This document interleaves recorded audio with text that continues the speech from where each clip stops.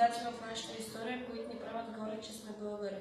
3 март присъства в съзнанието на нацията неотменно неповлияно време. Събития, превратности, присъствие, без което не можем, без което няма да се чувстваме българи. И нито изминалите години, нито безмилостния ход са в състояние да го отнемат и отдалечат от нас. На този ден ставаме в едноминутно мълчание и коленичим изповедно. 3 март ще пребъде във вечността, защото той принадлежи на народа. Той пречиства и сплотява, за да бъде горд, живия български дух. Навършват се 146 години от деня, в който сложи край на една тежка война и постави началото на новото летовреме на България. Изстрадала освобождението от робството, възпяла героизма на героите си, добила гордост и самочувствие, България се заема да изгражда себе си като съвременна държава. Сбъдва се съкровената мечта на българина да бъде свободен, да има духовна независимост, право на собствена култура, писменост, език и своя национална принадлежност.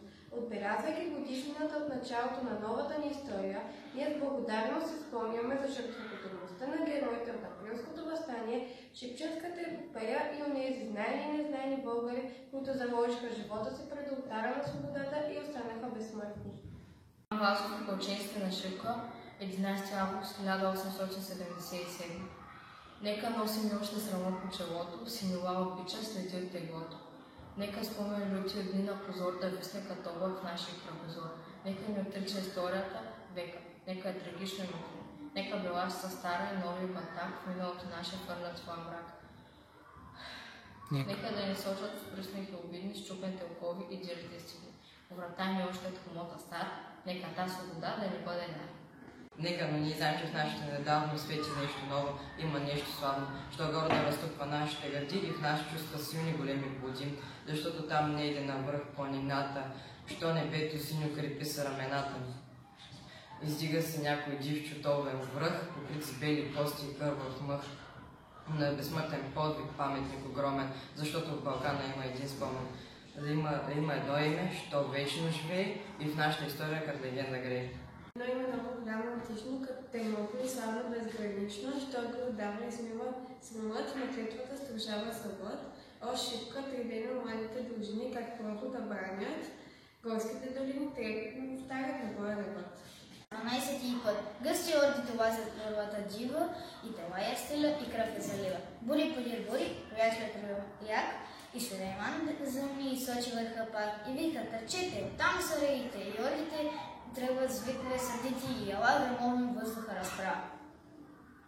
Който говори с други вик хора и след много дъжд от куршуми, камъни и дърве, дружините наши оплескали с кърви. Пушкат се отблъскат без сигнал, без ред, всяко гледа да бъде напред. И гързи геройска на смърт да изложи и един враг повече мъртва да положи.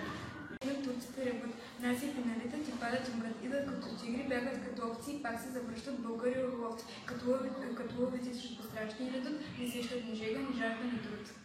Штормата е отчаяни в хората, люд 3 дни вече се бият, но помощ не иде, от никъде взора надежди не види и братските орди не хвърчат към тях.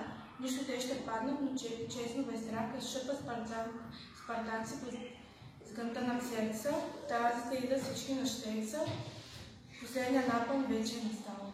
Тогава Столетов, нашия генерал, ревна буроломно, млади опълченци, ванчарите България с лавови венци, на вашата сила царя повери, прохода войната и себе дори, при тези думи силни, дружините горди очакват геройски душманските орди, бесни и шумещи, о геройски час, вълните намират канарито газ, патроните липсват, волите траят, щикът се пречупва, но гърдите остаят и сладката радост до край да измърят, пред цяла вселена на този славен ръд, с една смърт юнашка и с една победа.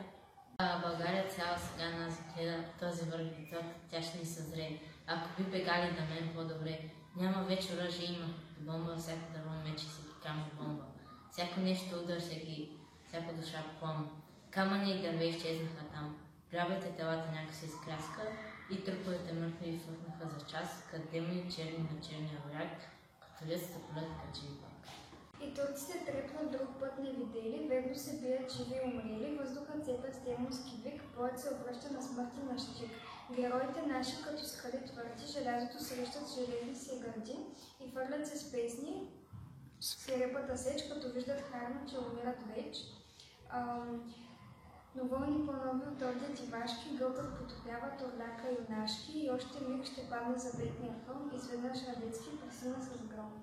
И днес još Балканът, щом буря се фаща, спомня този ден бурен, шуми и препраща, славата му дивна, как някой век, от урва на турва и от век на век.